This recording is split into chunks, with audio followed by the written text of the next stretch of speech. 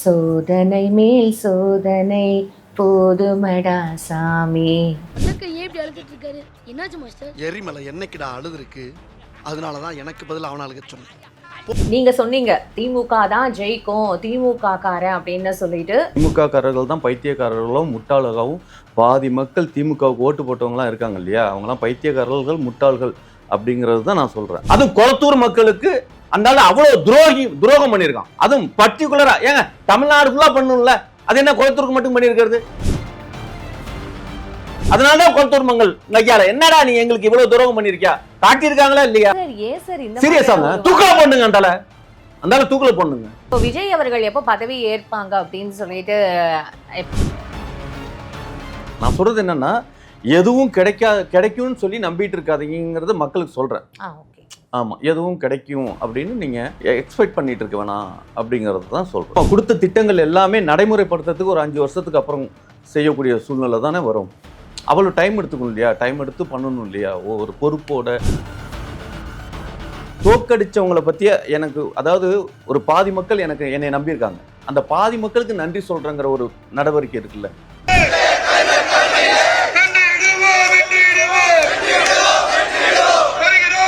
த்ரிஷா திருப்பதி போயிருந்தாங்க, ஜெயிச்சிட்டா அப்படின்னு ஒரு வாழ்த்து சொல்றதுக்கு வந்திருக்காங்க. உடனே தான் செஞ்சாங்க, 2 நாள் 3 நாள் கழிச்செல்லாம் செய்யல. இந்த நாட்டு மக்கள் உங்களை நம்பி ஒரு ஓட்டை போட்டிருக்காங்க அப்படிங்கிறவங்களுக்கு இதுவரைக்கும் ஒரு நன்றி வார்த்தையா 15 வருஷமா பேசி அந்த 8% போயிருந்த ஒரு மனிதன் இந்த இடத்துல இந்த தேர்தலில் டெபாசிட்டே இல்லை.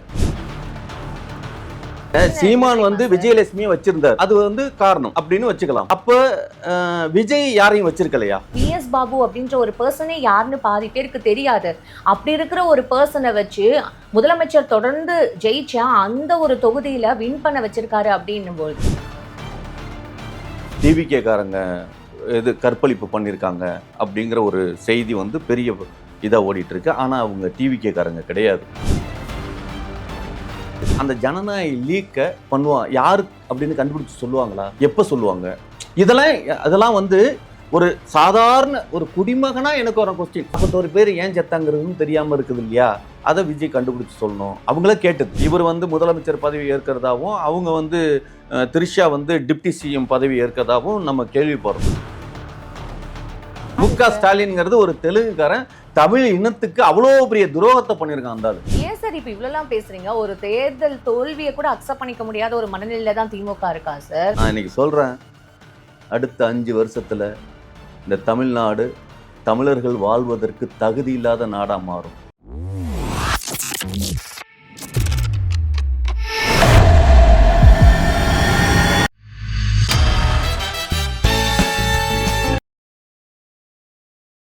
பிபிடி சினிமா நேயர்கள் அனைவருக்கும் வணக்கம். இன்னைக்கு நம்மளோட டைரக்டர் NNK அவர் தான் இணைஞ்சிருக்காரு. நிகழ்ச்சிக்கு போகலாம். சார் வணக்கம். சார் வணக்கம். அமரவல்லி மேடம். சோதனை மேல் சோதனை போதுமடா சாமி, வேதனை தான் வாழ்க்கை என்றால் தாங்காது பூமி. Okay, sure. 2031க்கு பே பாடி வைக்கிறீங்க? ஆமாம், 2031ல் அந்த எண்டில் பாடக்கூடிய பாட்டை இப்போவே ஃபர்ஸ்டே பாடி வைக்கிறீங்க, அதானே? பாடுறா இல்லை, எனக்கு புரியல சார். உங்களுக்கு ஏற்ற மாதிரி எல்லாமே மாற்றி பேசிப்பீங்களா? ஜஸ்ட் ஒரு 2 டேஸ்க்கு முன்னாடி இருந்த அந்த இன்டர்வியூவில் கூட நீங்கள் என்ன பேசுனீங்கன்றதை நாங்கள் கண்டிப்பாக ரீகேப் போட சொல்கிறோம். பட் நீங்கள் சொன்னீங்க திமுக தான் ஜெயிக்கும், திமுக காரன் அப்படின்னு சொல்லிட்டு. ஸோ விஜய் ஒரு தொகுதியில் கூட ஜெயிக்கவே மாட்டார்னு சொல்ல போய் எனக்கு புரியல சார். இந்த மாதிரியான ஒரு பிளாஸ்ட் அப்படின்னு இப்போ எல்லா இடத்துலையும் பேசுகிற மாதிரி முதல் தேர்தல்லையே இத்தனை வாக்கு, அதாவது என்டிஆருக்கு அப்புறம் அதிகபட்சமாக, அதாவது எம்ஜிஆரை விட ஜாஸ்தி எடுத்த எம்ஜிஆர் ஆயிடுவியா? பாதிக்கு பாதி. அதாவது தமிழ்நாட்டில் பாதி மக்கள் பைத்தியக்காரர்களாகவும் முட்டாளாகவும். அப்ப திமுகக்கு ஓட்டு போட்டா அவங்க எல்லாம் பைத்தியக்காரங்க? நான் அப்படி சொல்லியே, திமுக காரங்க தான் சொல்றேன். திமுக காரர்கள் தான் பைத்தியக்காரர்களும் முட்டாளாகவும். பாதி மக்கள் திமுகவுக்கு ஓட்டு போட்டவங்களாம் இருக்காங்க இல்லையா, அவங்களாம் பைத்தியக்காரர்கள் முட்டாள்கள் அப்படிங்கிறது தான் நான் சொல்றேன். நான் சொல்றது புரியுதுங்களா? நான்லாம் இப்போ நீ யாருக்கிட்ட போய் தமிழ்நாட்டில் யார்கிட்ட போய் நீ காட்டி கேளுங்களேன், இவங்க ஒரு பைத்தியக்காரன்னு சொல்லுவாங்க. புரியுதுங்களா? ஆனால் நான் திமுகவுக்கு தான் ஓட்டு போட்டிருக்கேன். ஸோ திமுகவுக்கு ஓட்டு போட்டவங்க எல்லாருமே பைத்தியக்காரர்கள், இப்போ எல்லாம் என்ன சொல்கிறது, முட்டாள்கள், ஒன்றும் தெரியாத அறிவிலி கூட்டம் அப்படிங்கிறது தான் திமுக காரங்க. என்னை உதாரணத்துக்கு ஒருத்தம் போதும் இல்லையா, ஒரு பானை சோத்துக்கு ஒரு சோறு போதும் அப்படிங்கிறது இருக்கு இல்லையா. அது மாதிரி என்னைய உதாரணம் எடுத்துக்கிட்டு இப்போ நான் திமுகவை தானே, நான் பகிரங்கமாக தானே திமுகவுக்கு ஓட்டு போட்டேங்கிறத நான் சொல்கிறேன். நான் ஒரு முட்டாள் தற்குறி அப்படிங்கிற, தற்குறிங்கிறது வந்து விஜய் கட்சிக்கு வச்சிருக்க அந்த மாதிரிலாம் போயிட்டாங்க இல்லையா, சொல்லியிருக்காங்க இல்லையா. மேபி விஜய் கட்சியை தொடர்ந்து அடிச்சதுனால தான் வந்து விஜய்க்கு இப்படி வந்து ஒரு ஓட்டு கிடைச்சிருக்கும் அப்படின்னு ஏதாவது நினைக்கிறீங்களா சார்? இல்லைங்க, இல்ல தொடர்ந்து எல்லாருமே மீடியா ஆகட்டும் சரி, எல்லா ஜேர்னலிஸ்ட் ஆகட்டும் சரி, டிபேட்ஸ் ஆகட்டும் சரி, நியூஸ் சேனல்ஸ் ஆகட்டும் சரி, விஜய் இந்த 3 வருஷமா விஜய் அப்படின்ற அந்த ஒரு பர்சன் தானே சார் இருந்தாரு. அதான் தெரியல. இந்த ஓட்டு மிஷின் இருக்கு இல்லையா, அதை கண்டுபிடிச்சது எந்த கண்ட்ரி, எந்த நாட்டுக்காரன்? கண்டிப்பாக இந்தியாக்காரன் கிடையாது இல்லையா. அதை கண்டுபிடிச்சவன் அப்படிங்கிறது இருக்கு இல்லையா, எந்த கண்ட்ரிக்காரன்? அந்த கண்ட்ரிக்காரன் இந்த மிஷினால் அவனோட ஜனநாயகத்தை நிர்மாணிக்கிறானா? சரி, என்ன சொல்ல வரீங்க தெரியல. அதான் எல்லாம் வந்து என்ன சொல்கிறது, எதுவும் தெரியலங்கிற, எதுவுமே தெரியல, எனக்கு எதுவும் தெரியலங்கிறதுக்காக இது சொல்ல வரேன். உங்களால இந்த தோல்வியை அக்செப்ட் பண்ணிக்க முடியாததுனால இப்போ நீங்கள் இப்படி பேசுகிறீங்களா? தோல்வி தோல்விங்கிறது கிடையாதுங்க. இது வந்து தோல்வி இருக்குது, தோல்வி இல்லை அப்படின்னு இல்லை. இவங்களோட செயல்பாடு திட்டங்கள் இருக்கு இல்லையா. இப்போ அதாவது தமிழ்நாடு வந்து கிட்டத்தட்ட இந்தியாவோட ரேஷியோவில் எவ்வளோ க்ரோத்தில் இருக்குங்கிறது எத்தனை பேருக்கு தெரியாது. புரியுதுங்களா? இந்த க்ரோத்தை வந்து எப்படி அடுத்த ஸ்ட்ரெச்சர் கொண்டு போவாங்க அப்படிங்கிறதே ஒரு கொஸ்டின் ஆகுதுங்கிறதா என்னோட ஃபீல்ஸ். புரியுதுங்களா? இப்போ ஒன்றும் இல்லை, 60 பேர் 60 வயசுக்கு மேலே இருக்கிறவங்களுக்கு நாங்கள் உதவித்தொகையோ எதுவுமே கொடுக்க மாட்டோம். 60 வயசுக்கு கீழே இருக்கிறவங்க தான் அப்படின்னா, 60 வயசுக்கு கீழே தான் இந்த ரிட்டையர்மெண்ட்டு வேலை பார்க்குறதுக்கு தகுதியற்றவனுங்கிறதே 58 வயசில் தான் வைக்கிறாங்க. அப்போது வீட்டில் உட்காந்து யாராலையும் நமக்கு உதவி கிடைக்காதவனுக்கு தான் நம்ம உதவி பண்ணணும். ஓடி போய் உழைக்கிறவனுக்கு நாங்கள் கொடுப்போம் அப்படிங்கிறது மாதிரி ஒரு இதெல்லாம் ஸ்டேட்மெண்ட், அதெல்லாம் அதாவது அவங்களோட திட்டங்கள்லாம் பார்க்குறப்ப சார் அப்படி பார்த்தா டிஎம்கேல கூட தகுதியான பெண்களுக்கு மட்டும்தான் நாங்கள் பைசா கொடுப்போம் அப்படின்னு சொல்றது. அப்போ மற்றவங்க எல்லாரும் தகுதி இல்லை அப்படின்றத நீங்க எப்படி நிர்ணயிச்சீங்க அப்படின்னு? இல்லைங்க, அதாவது கைம்பெண், விதவை பெண்கள், புருஷன் குடும்பம் குட்டியோட இருக்கிறவங்களுக்கு அந்த உதவி தேவை கிடைக்க போகிறதில்ல. புருஷன் அற்றவர்கள் அப்படிங்கிறவங்களுக்கு, புருஷன் இருக்கிறவனுக்கும் கொடுக்குறாங்க அப்படிங்கிறது எதுக்கு? புரியுதுங்களா? யாருக்கு கொடுக்கணுங்கிற ஒரு இது இருக்கு இல்லையா. அந்த அடிப்படை அறிவு கூட இல்லாமல் 60 வயசுக்கு மேலே இருக்கிறவங்களுக்கு கொடுக்க மாட்டோம். இதெல்லாம் அடிப்படை அறிவு நான் சொல்கிறதெல்லாம் வந்து. ஆனால் அறிவாளி, சாரி, நான் அடிப்படை அறிவுங்கிறது வந்து இந்த அறிவு இல்லாமல் திமுக காரனுங்க சில விஷயங்கள்லாம் நிறையா முட்டாள்தனமான சில விஷயங்கள்லாம் செஞ்சு வச்சுருக்கிறதெல்லாம் இவங்க அறிவார்ந்த விஷயமா எப்படி செய்ய போகிறாங்க என்ன அப்படிங்கிறதான். இப்போ வந்து எலைட் பீப்புள் அப்படிங்கிறவங்க இருக்காங்க இல்லையா, அவங்களுக்கு ஒரு காலத்துலையும் எந்த கஷ்டமும் வரப்போகிறதில்ல. அவன் இவன் ஆண்டா என்ன, இவன் ஆண்டா என்ன அப்படின்னு. அதே மனநிலையை ஒரு கடைக்கோடியில் இருக்கிற, இந்த அடிக்கடி இந்த வார்த்தையை நான் தான் யூஸ் பண்ணிருக்கேன், கடைக்கோடின்னு. அந்த கடைக்கோடியில் கஷ்டப்படுறவன்னு இருப்பானுங்க இல்லையா, அவன் வந்து ராஜா ராவணன் வந்தா என்ன, ராமன் வந்தா என்ன, எவன் ஆண்டா நமக்கு என்ன அப்படிங்கிற வாழ்க்கைக்குள்ளார அவன் வாழ முடியாது.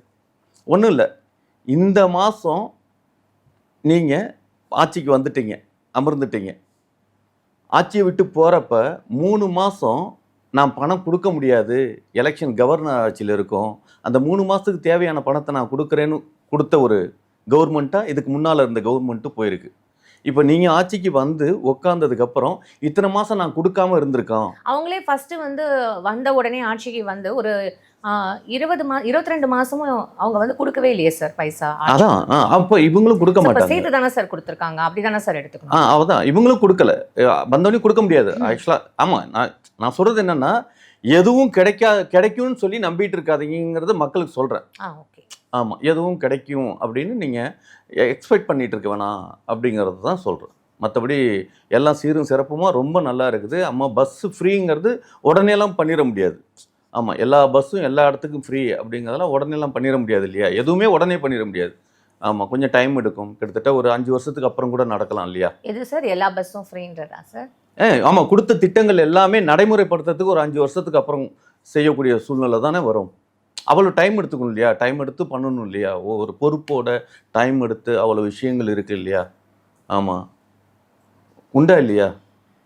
சோ அப்ப இந்த ஆட்சியில அவர் சொன்ன எந்த ஒரு விஷயமுமே பண்ண மாட்டாரு. பண்ணுவாங்கங்க, நான் வந்து பண்ண மாட்டாங்கன்னு நீங்க தான் சொல்லல. சொல்றீங்க அவர் கொடுத்த அந்த வாக்குறுதிகள் எல்லாமே 5 வருஷம் கழிச்சு தான் பண்ணுவாருன்னா, அப்ப இந்த 5 வருஷம் அவர் என்ன பண்ணுவாருன்ற ஒரு கேள்வி இங்க இருக்குல்ல சார். இல்லைங்க, நான் என்ன சொல்றேன்னா, ஒரு மக்களோட பார்வைக்கு ஒரு சவால் விடுறதுக்கு ஒரு நீங்க வந்து ஒரு 3 நிமிஷம் வீடியோ போட்டிருக்கீங்க, புரியுதுங்களா?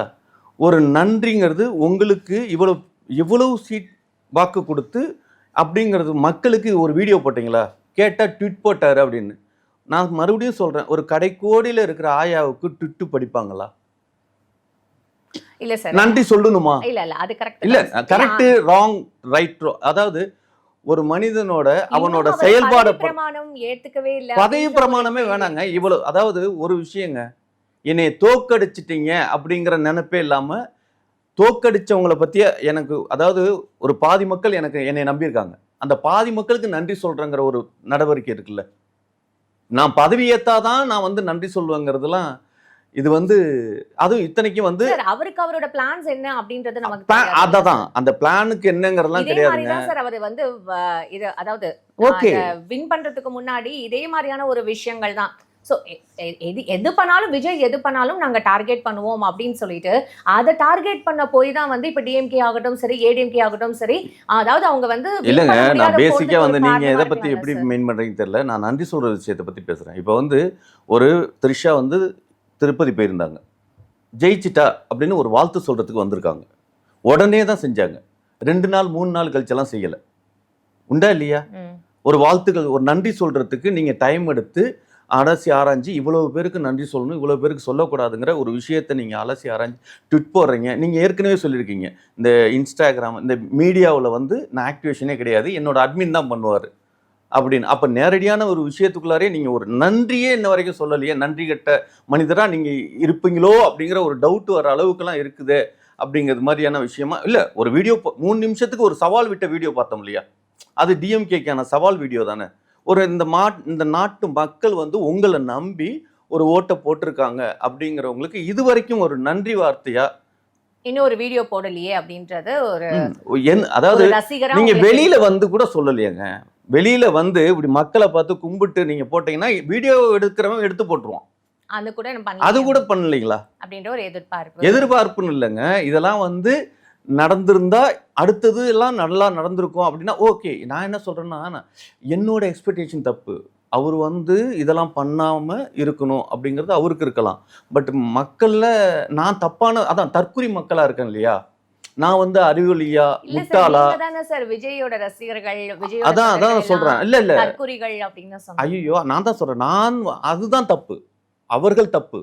சீரியஸா சொல்றேன், திமுக காரர்கள் தான் தற்குறிகள். திமுகவுக்கு ஓட்டு போட்ட அத்தனை பேரும் பைத்தியக்கார கம்யூனிட்டி, எப்படி சொல்றது, அந்த மாதிரியான விஷயங்கள் தான். அதான் உண்மை. சீரியஸா இதுல வந்து ரொம்ப அப்படியே அப்படின்னுங்கிறதுக்கெல்லாம் இல்லைங்க. சீரியஸா நான் இல்ல சார், உங்களோட கோபமே கிடையாதுங்க, இது கோபமே கிடையாது. சீரியஸா, அதாவது என்ன சொல்றது, விசில் சின்னத்துக்கு இவங்க மக்கள் ஓட்டு போட்டிருக்கிறதுனால எனக்கு தெரிஞ்சு ஒரு என்ன சொல்றது, ஒரு 20 வருஷத்தை ஃபார்வர்ட் பண்ணி நம்ம மக்கள் தமிழ்நாட்டை இழுத்துக்கிட்டு போயிருக்காங்கிற ஒரு நம்பிக்கை எனக்கு ரொம்ப ஸ்ட்ராங்காக இருக்குது. ஆமாம். ஆனால் என்னென்னா, தமிழ் மொழியோட வளர்ச்சி வந்து இவ்வளோ பெரிய வளர்ச்சியாக இருக்குமா அப்படிங்கிறதுல எனக்கு ரொம்ப ஆச்சரியமாக இருக்குது. இந்த மக்கள் வந்து, ஒரு மனுஷன் வந்து தமிழ் மொழி பேசி தமிழ் மொழியே தமிழ்நாட்டில் தமிழ் தேசியமாக இருக்கணும் அப்படின்னு ஒரு சீமான் அப்படிங்கிற ஒரு மனுஷன் பேசி பேசி பேசி ஒரு 2%, 3%, அடுத்தாப்புல 8% இப்படின்னு ஒரு 15 வருஷமாக பேசி அந்த 8%க்கு போயிருந்த ஒரு மனிதன் இந்த இடத்துல இந்த தேர்தலில் டெபாசிட்டே இல்லை அந்த ஆளுக்கு. புரியுதுங்களா?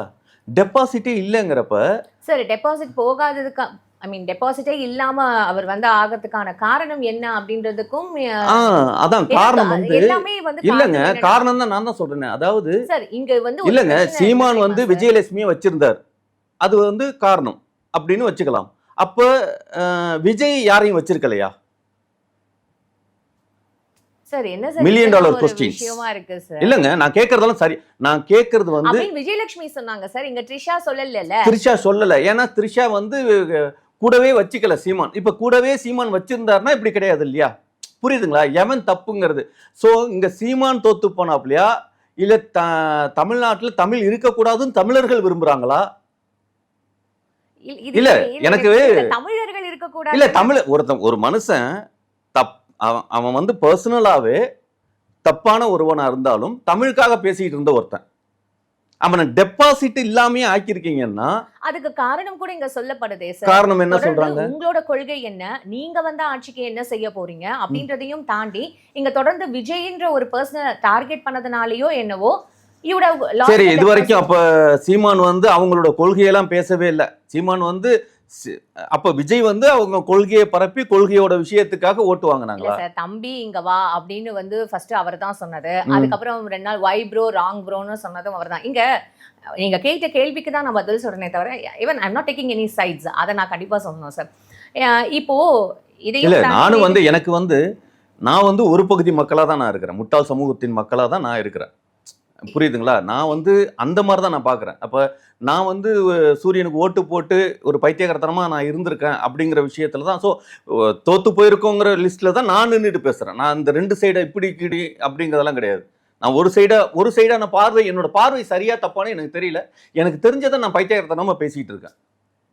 நேத்தி கொளத்தூர் மக்களுக்கு போய் அவர் நன்றி சொன்னார்னு சொன்னாங்க. அவர் கூட சேகர் பாபுவும் அப்படியே தேம்பி அழுத அந்த ஒரு பர்ஃபார்மன்ஸ் சிவாஜி கணேசன் நடிச்சதுக்கு அப்புறம் இல்ல சார், ராஜராஜ சோழன் அப்படின்னு சொல்லிட்டு சார் இன்னொன்னு வந்து 2-3 விஷயங்கள் சார். ஏன்னா ராஜராஜ சோழன் இப்படி அழறாரு அப்படின்ற மாதிரியும், இன்னொரு வந்து என்னன்னா நம்மளோட கூடவே இருப்பான் ஆனா படிச்சிட்டியான்னு கேட்டா படிக்க மாட்டான், நம்ம ஃபர்ஸ்ட் ரேங்க் வாங்கிடுவான் அப்படின்ற மாதிரி அந்த மீம்லாம் வச்சு இங்க ட்ரோல் பண்ணிட்டு இருக்காங்க. அதுதான் சொல்றேன்ல. அதாவது என்ன சொல்றது, அவர் வந்து பயங்கர பர்ஃபார்மர். ஆக்சுவலாக வந்து எனக்கு தெரிஞ்சு மு.க. ஸ்டாலின் வந்து ஒரு இன துரோகி, தமிழர்களுக்கான இன துரோகி தான் அவர் வந்து இந்த நாட்டிலேயே இருக்கிறதுக்கு தகுதியற்ற ஒரு மனிதர். அவர் சீரியஸா சொல்றேன், மு.க. ஸ்டாலின் நாடு கடத்தி ஆகணும் சார். ஒரு நிமிஷம் சார், நாடு கடத்தணும், சீரியஸா நாடு கடத்தி ஆகணுங்க. அந்த ஆளு நாடு கடத்தணுங்க. ஆமா, அந்த ஆள் இந்த நாட்டிலே இருக்கிறதுக்கு தகுதியற்றவங்க. அதுவும் கொளத்தூர் மக்களுக்கு அந்த ஆள் அவ்வளவு துரோகம் பண்ணியிருக்கான். அதுவும் பர்டிகுலரா ஏங்க தமிழ்நாடு ஃபுல்லா பண்ணணும்ல, அது என்ன கொளத்தூருக்கு மட்டும் பண்ணியிருக்கிறது? அதனாலதான் கொளத்தூர் மக்கள் ஐயால என்னடா நீ எங்களுக்கு இவ்வளவு துரோகம் பண்ணிருக்கியா காட்டியிருக்காங்களா இல்லையா? கொளத்தூர்லயே அவர் 15 வருஷம் தொடர்ந்து ஜெயிச்சவர் சார். அங்க இடத்துல அந்த விஎஸ் பாபுன்றது அவரும் முன்னாள் டிஎம்கேயோட எம்எல்ஏவா எக்ஸ்எம்எல்ஏவா இருந்திருக்காரு. அவரோட பொசிஷனை தான் அவருக்கு விட்டு கொடுத்திருக்காருன்னு சொல்லப்படுது. அவர்கிட்டே இவர் வந்து 8000 அந்த வாக்குகள் வித்தியாசத்துல தோத்து போனது அப்படின்னு சார் கொளத்தூர் மக்களுக்கு வந்து ஒரு ரொம்ப அப்படி ஒரு அதிருப்தி இருக்கும். நீங்க சொன்னா மாதிரி அவ்வளவு விஷயங்கள் அதான் துரோகங்க, அவ்வளவு துரோகங்கள் பண்ணியிருக்காரு இவரு அந்த தொகுதி மக்களுக்கு. உண்மையே சொல்றேன், ஒரு இன துரோகி, தேச துரோகி மு.க. ஸ்டாலின் வந்து, நான் சீரியஸா சொல்றேன், ஒரு தேச துரோகி. அந்த ஆளு இந்த கண்ட்ரியிலே இருக்கிறதுக்கு தகுதியற்ற மனிதன். சீரியஸா. ஆமா, இன்னும் சொல்ல போனா தூக்குல போடணும் சார். ஏன் சார் இந்த சீரியஸாங்க தூக்குல போடணுங்க, அந்த ஆளு தூக்குல போடணுங்க. எங்களுக்கு புரியுது சார் அந்த எமோஷன்ஸ் உங்களுக்கு இருக்குது. ஏன்னா அவர் வின் பண்ணல, எம்எல்ஏவா கூட ஆகல, இப்ப சட்டசபைக்கே போக முடியாத ஒரு சிச்சுவேஷனு. அதை அங்க இருக்கிற மக்கள் இல்லை யாராலையுமே அதை அக்செப்ட் பண்ணிக்க முடியல. அதுதான் இந்த ஒரு வழியா? அப்படியெல்லாம் இல்லை. ஆமா, அப்படின்னு நீங்க நினைச்சுக்கிறீங்க. அப்படின்னா அதுக்கு ஒன்றும் பண்ண முடியாது. நாட்டில் மக்கள் அறிவார்ந்த மக்கள் சமூகம் ஒரு பகிட்டு இருக்காங்க. இல்ல சார், ஒரே ஒரு நிமிஷம் சார். இப்போ கொளத்தூர் மக்கள் எடுத்துக்கோங்களேன், அவ்வளவு தூரம் பெனிஃபிட் அடைஞ்சிருக்காங்க அப்படின்னா, இந்த கொஸ்டின் எல்லாருக்குமே இருக்கு. அவ்வளவு தூரம் பெனிஃபிட் அடைஞ்சிருக்காங்க அப்படின்னா விஎஸ் பாபு அப்படின்ற ஒரு பர்சனே யாருன்னு பாதி பேருக்கு தெரியாது. அப்படி இருக்கிற ஒரு பர்சனை வச்சு முதலமைச்சர் தொடர்ந்து ஜெயிச்சா அந்த ஒரு தொகுதியில வின் பண்ண வச்சிருக்காரு அப்படின்னும் போது இது ஒரு பெரிய ஒரு அது வந்து விஎஸ் பாபு வந்து ஒரு ஸ்பீச் பார்த்தேன். ஆமா, ரொம்ப இன்டெலெக்சுவலா இருந்தது, ரொம்ப நாலேஜபிளாக இருந்தது. அவரோட ஸ்பீச் வந்து எப்படி புசி ஆனந்த் அந்த மனிதர் வந்து எந்த அளவுக்கு ஒரு அறிவார்ந்த வல்லமை படைத்தவராக இருக்கிறோ அவருக்கு மேலே இவர் இருந்தார். அவரோட ஸ்பீச்சில் எல்லாம் பார்க்குறப்ப இவ்வளவு நாலேஜபிள் இருக்கிறவங்களாம் டிவிக்கில் இருக்காங்களே, பட் ரொம்ப நல்லது பண்ணுவாங்கங்கிற ஒரு கான்ஃபிடென்ட், ஒரு நம்பிக்கை அப்படிங்கிறது மக்களுக்கு வந்திருக்குது. அதனால மட்டும்தான் அவங்க வந்து பண்ணியிருக்காங்க சார். டிஎம்கே வந்து இவ்வளோ தூரம் அவங்க பேரில் ஒரு அதிருப்தி இருக்குன்ற மாதிரி. ஏன்னா செவிலியர்கள் அவங்க போராட்டம் நடத்தியிருந்தாங்க, அதுக்கப்புறம் துப்புரவு பணியாளர்கள் எவ்வளோ போராட்டம் நடத்தியிருந்தாங்கன்றது நமக்கு தெரியும்ல சார். அவங்கெல்லாம் வந்து அவ்வளோ போராட்டம் நடத்தி அவங்கெல்லாம் அழும்போது அப்போ இவங்களுக்கு அழுக வரலையா சார்? இவங்க தோத்ததுக்கு அப்புறம் தான் இந்த அழுக வருதா அப்படின்றது இப்போ சமூக வலைதளத்தில் இவர் அழுதது ஒன்றும் பெருசாக யாருமே வந்து இல்லை, எல்லாருமே வந்து நீங்கள் வேணும் உங்களுக்கு நீங்கள் அழணும் அப்படின்ற மாதிரி தானே சார் சொல்லிட்டு இருக்காங்க. அதாவது என்னன்னா, இது பாருங்க எவ்வளோ ஒரு என்ன சொல்றது, ஓட்டையும் போட்டு ஜெயிக்க வச்சுட்டு இந்த மக்கள் சும்மா பேருக்கு அழுகுறாங்க அப்படின்னா எந்த அளவுக்கு நடிக்கிறாங்க பார்த்தீங்களா? மக்கள் வந்து ரொம்ப மக்கள் நடிக்கிறாங்களா சார்? அவங்கெல்லாம் சும்மா அழுதது எல்லாம் சும்மா நடிப்பு. 300 ரூபா காசு கொடுத்தா நல்லா அழுகுவாங்க. உங்களுக்கு தெரியுமா தெரியாதா? இப்போ இடையில ஒரு கூட்டத்துக்கு கூட்டிகிட்டு போயிட்டு எங்களுக்கு என்னன்னே தெரியாதுங்க, ஆனால் கூப்பிட்டாங்க போராட்டம்னு கூட எங்களுக்கு தெரியாது, ஆனால் 300 ரூபா காசு கொடுக்குறேன்னு சொன்னாங்க. அது மாதிரி அந்த மக்கள்லாம் அழுத மக்கள் இருக்காங்க இல்லையா? துப்புரவு பணியாளர்கள் அவங்க பேசுறது எல்லாமே வந்து அது நடிப்பு. ஆமா, எல்லாமே பெர்ஃபார்மன்ஸ். அவங்களும் பெர்ஃபார்மன்ஸ். Good performers. எல்லாருமே குட் பெர்ஃபார்மன்ஸ். அப்ப அவங்க உண்மையாவே போராடல. அவங்கள தூக்கி வந்து ஜெயில்ல போடல. ஆமா, விவசாயிகள் போராட்டம் பண்ணாங்க, அவங்கள தூக்கி ஜெயில்ல போடல. எல்லாம் வந்து செவிலியர்கள் போராட்டம் பண்ணாங்க.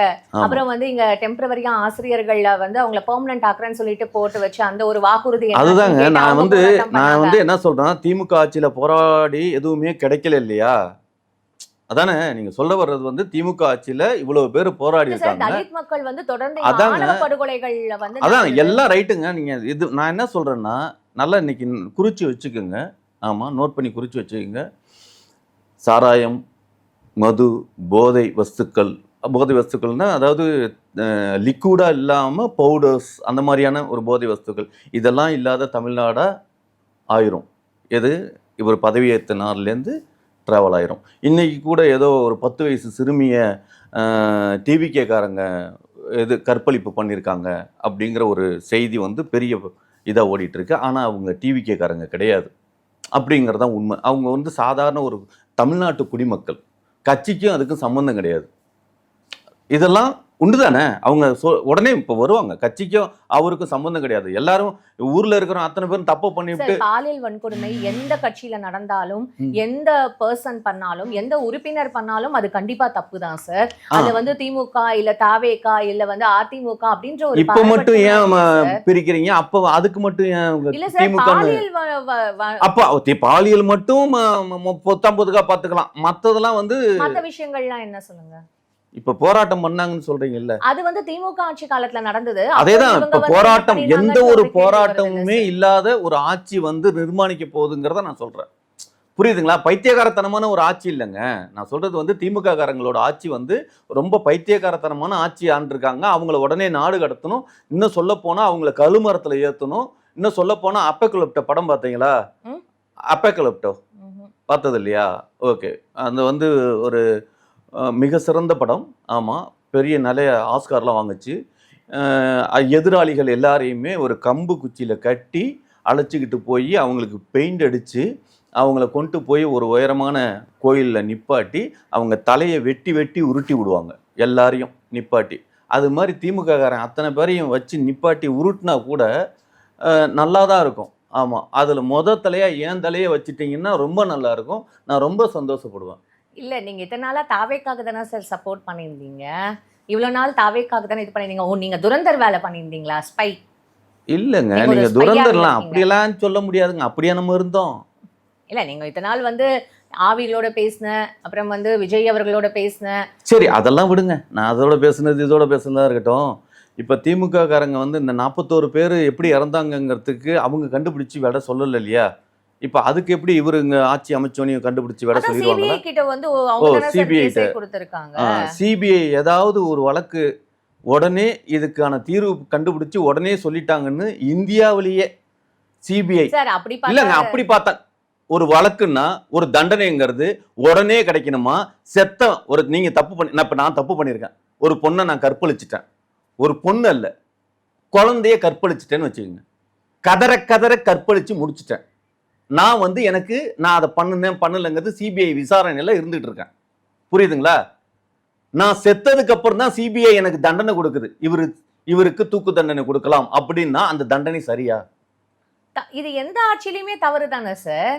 இது நான் நியாயமே படுத்தல. அப்புறம் சிபிஐ, அதான் சிபிஐக்கு போயிருக்க. நான் கேட்கறதே உங்களுக்கு புரியுதா? சிபிஐ இதுவரைக்கும் சிபிஐ உடனே ஒரு வழக்கை விசாரிச்சு அதுக்கு தீர்மானம் பண்ணி நடத்திருக்காங்கன்னு ஒரு வழக்கு சொல்லுங்க. நான் சேலஞ்ச் பண்ணி சொல்றேன். சரி சார், அப்போ ஸ்டாலின் அவர்கள் என்ன பண்ணியிருந்தாரு? இல்லப்பா, இது சிபிஐ கேஸ்க்கு போக வேணாம், நாங்களே வந்து அவரை டக்குன்னு வந்து இதே ஜெயலலிதா இருந்தாங்க. சிபிஐ யாரு கேட்டது? சிபிஐ யாரு கேட்டது? விஜய் அவர்கள் தான் கேட்டாங்க. அப்ப நான் என்ன சொல்றேன்னா இவங்க ஆட்சிக்கு வந்துட்டாங்கன்னா அந்த 41 பேர் செத்ததுக்கு விஜய் அவர்கள் கேட்டாங்க இல்லையா, அதை துரிதப்படுத்தி முடிச்சிருவாங்களான்னு கேக்குறேன். ஒரே ஒரு நிமிஷம் சார், உங்களோட பாயிண்ட்டுக்கே வரேன் சார். திமுக தொடர்ந்து என்ன பண்ண, விஜய் அவர்கள் லேட்டா வந்ததுனாலதான் இந்த விஷயம் நடந்தது அப்படின்னு சொல்லிட்டு அவர் ஓடி போயிட்டாருன்னு மீடியா ஃபுல்லா பேசியிருந்தவங்க டக்குன்னு எஃப்ஐஆர் தூக்கி வந்து விஜய் போட்டு உள்ள வச்சிருக்கலாமே இல்ல சார்? ஏங்க நான் சொல்றதே உங்களுக்கு புரியலையா? அதெல்லாம் நடத்தல அவங்க, அதை விடுங்க. நான் அந்த எஃப்ஐஆர் போட்டது அதான். அவனுங்க வந்து என்ன சொல்றதுன்னா திமுக காரனுங்க என்ன சொல்றது ரொம்ப தேச துரோகிகள், அவனுங்களை விட்டுருங்க. இப்ப இவர்கள் கண்டுபிடிப்பாங்களா திமுக செஞ்சாங்கன்னு சொன்னாங்கல்ல, இவரு பகிரங்கமா சொன்னார்ல திமுகவோட சதி எங்களுக்கு தெரியாதா, எங்களுக்கு ஸ்டாலின் சார் என்ன அப்படின்லாம் விஷயம். அப்ப அவரை கண்டுபிடிச்சு சொல்லுவாங்களா அப்படின்னு தான் நான் கேட்கிறேன். சரி அதெல்லாம் விடுங்க. அவரோட படம் ஜனநாயகம் இன்னார் தான் லீக் பண்ணாங்க அப்படின்னு அவங்களே சொல்றாங்க, புரியுதுங்களா? ஆனா இல்ல அப்படிங்கிறது மாதிரி இருக்கு. அந்த ஜனநாயக லீக்க பண்ணுவான் யாரு அப்படின்னு கண்டுபிடிச்சு சொல்லுவாங்களா? எப்ப சொல்லுவாங்க?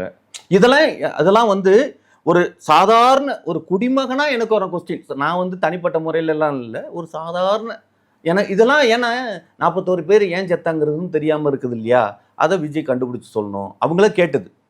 ஆமா. அப்புறம் ஜனநாயக லீக் வந்து யாருன்னு தெரியல, அவங்க அதெல்லாம் கண்டுபிடிக்கணும் இல்லையா?